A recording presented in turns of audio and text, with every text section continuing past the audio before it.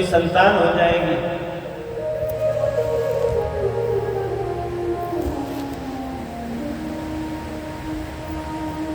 तब भगवान के मंत्र का जाप करने लगे जंगल में जाकर के।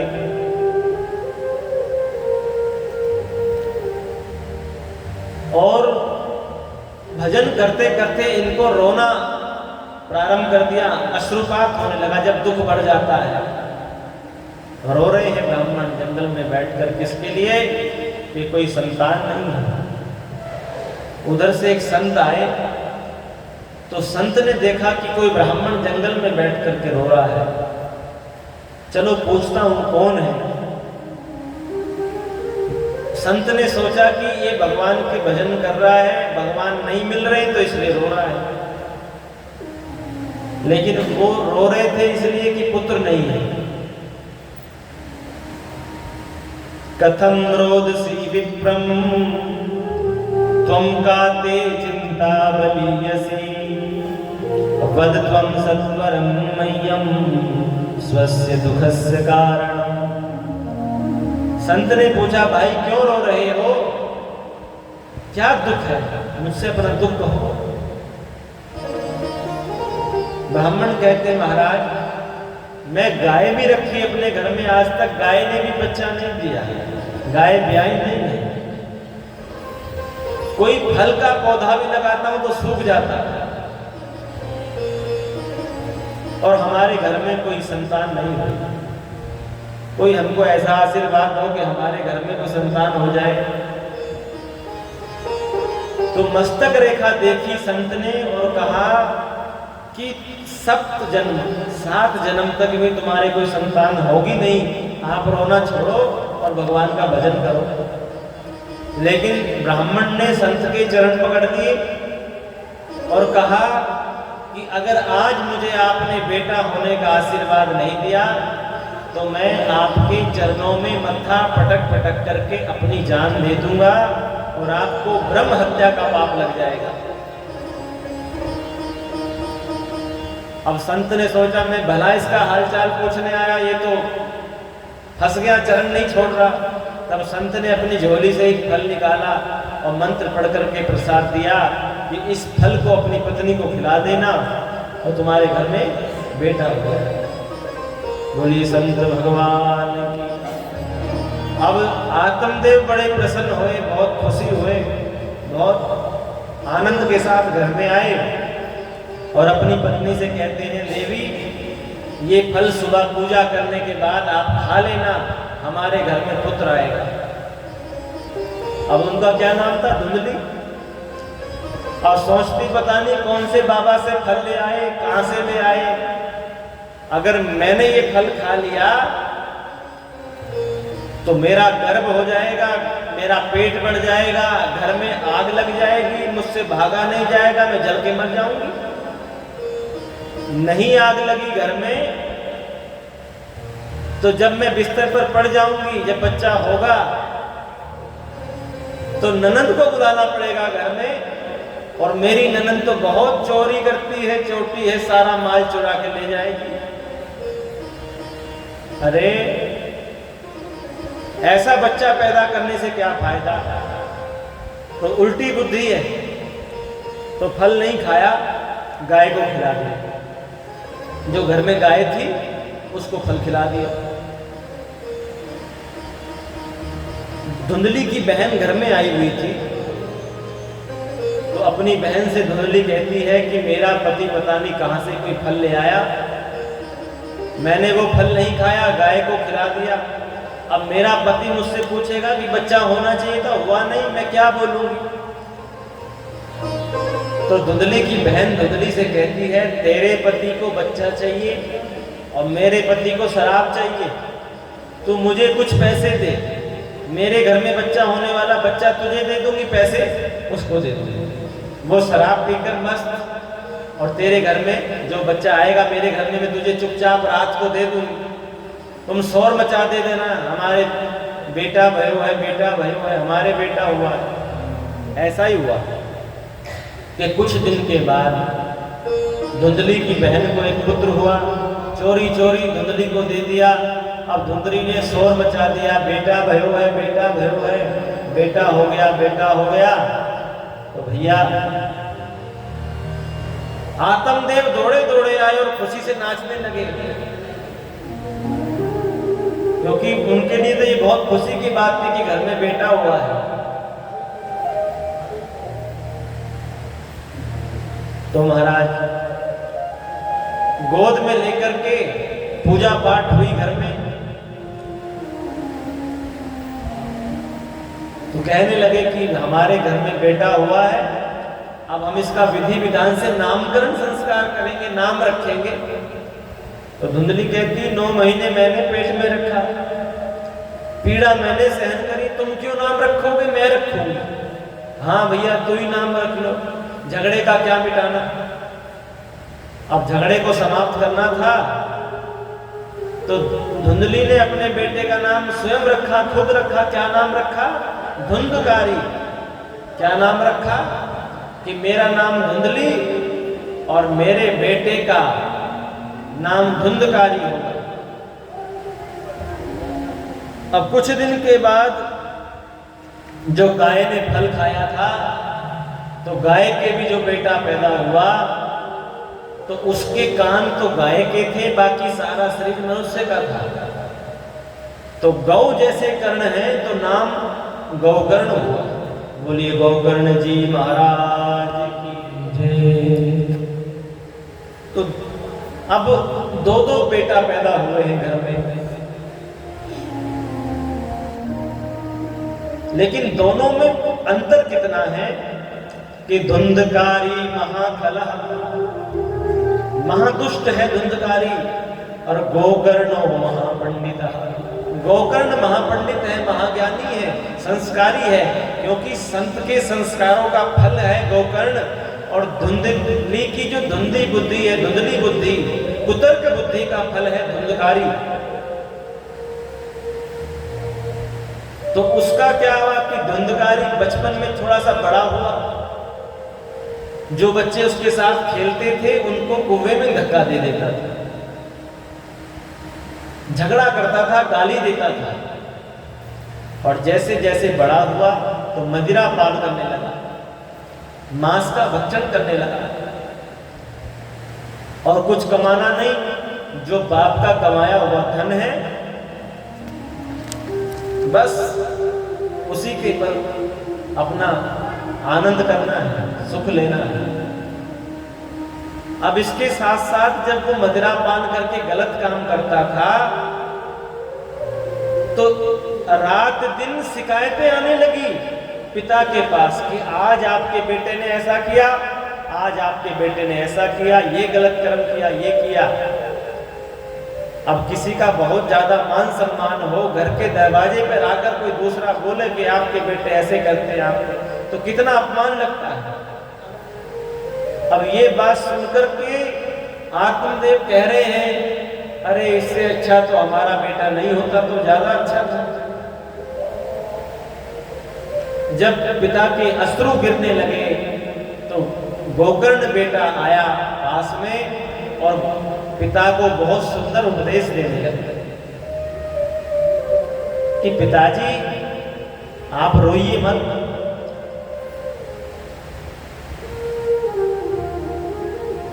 अगर ज्ञान दृष्टि से देखा जाए देहे स्थित मांस रुधिरे विमतिम तुजत्वम जाया सुतादिषु सदा ममतां विमुञ्चय पश्यामि समजगदिदं क्षणभङ्गनिष्ठं वैराग्यरागरसिको भव भक्तिनिष्ठः। जब कोई पारिवारिक दुख हम पर आ जाए तो हमें रोने से बात नहीं बनेगी, अपना मन भगवान के साथ जोड़ लीजिए और केवल ये कहिए कि मैं भगवान का हूँ और भगवान मेरे हैं। भगवान ही हमारी समस्या का अंत करेंगे। और आप रो इसलिए रहे हैं क्योंकि आप धुंधकारी से प्रेम नहीं, आप मोह कर रहे हैं कि ये मेरा बेटा, आप इसको भगवान के ऊपर छोड़ दीजिए। हमारा कर्म और धर्म है, प्रयास करना, अच्छा करना, उसके बाद भी नहीं होता तो क्या कौन सी चौपाई लिखते हैं कि जो हमारा सही करने पर भी जो बात में सुधार नहीं आ रहा, तो समझ लो कि जो वो चाहेंगे वही होगा। वही है वही जो राम रचि राखा, वही है वही जो राम रचि राखा, क्यों कर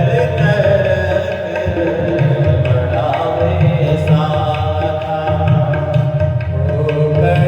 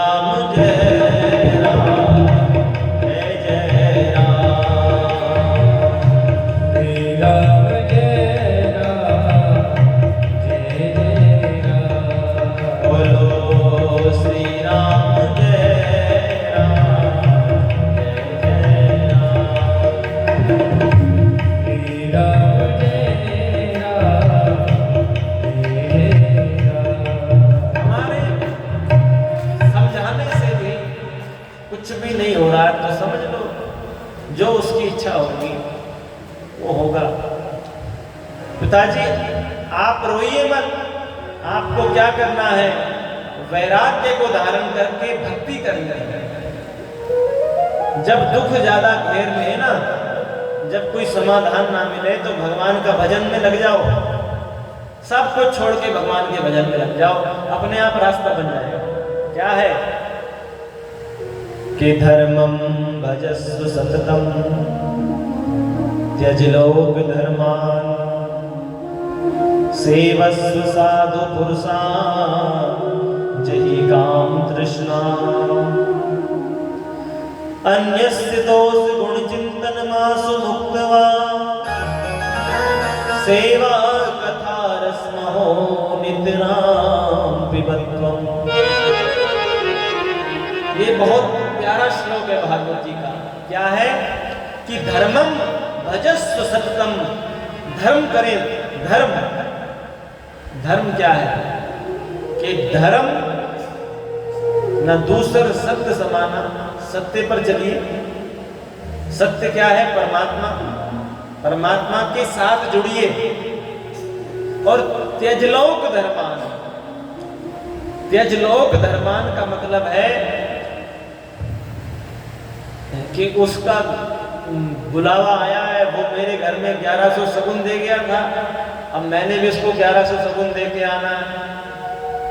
वो मेरे दुख में आया था, मैं उसके दुख में जाऊंगा। वो मेरे पास नहीं आया था, मैं उसके पास नहीं जाऊंगा। ये सब करने के लिए 50 साल की आयु निर्धारित की गई थी। जब आपके बच्चे बड़े हो जाएं और आपके जीवन में 50 के बाद कौन सा साल लग जाए, 51, तो फिर आपका धर्म अब गृहस्थी संभालने का नहीं है। अब आपने अपने जीवन को वैराग्यमान बनाना है और वैराग्य से कथा का, सत्संग का, भक्ति का रस लेना है। सेवा कथा रस्म हो नितराम पिबत्वम, नित्य भगवान की कथा सुनो, नित्य भगवान का भजन करो, नित्य तीर्थ करो। और नहीं किया तो फिर तो उसके लिए कहा ये जिंदगी धोखा दे जाएगी, कर ले भजन हरि का। ये जिंदगी धोखा दे जाएगी, कर ले भजन हरि का। ये जिंदगी धोखा दे जाएगी, ऐसे नहीं, मेरे साथ साथ गाइए, कहिए तू कर ले भजन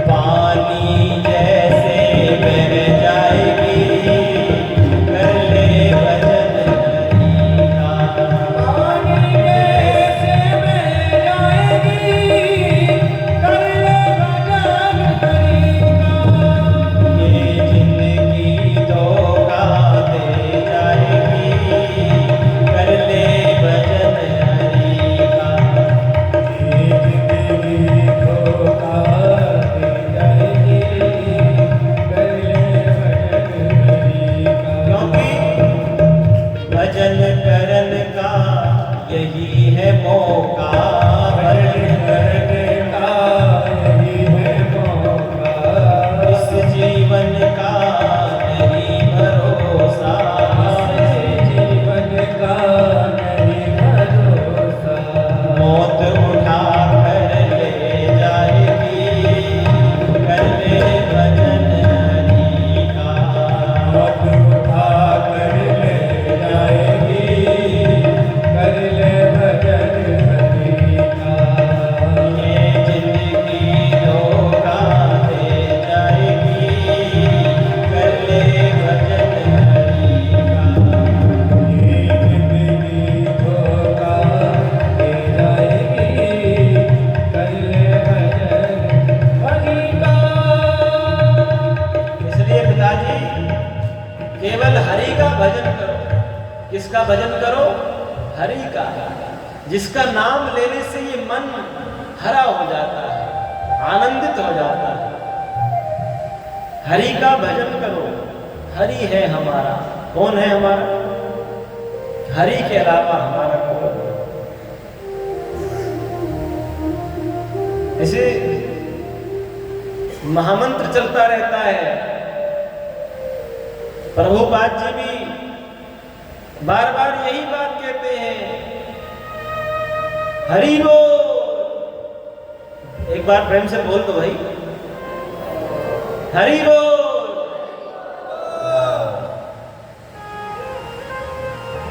हरे कृष्णा कृष्णा कृष्णा हरे हरे, हरे राम राम राम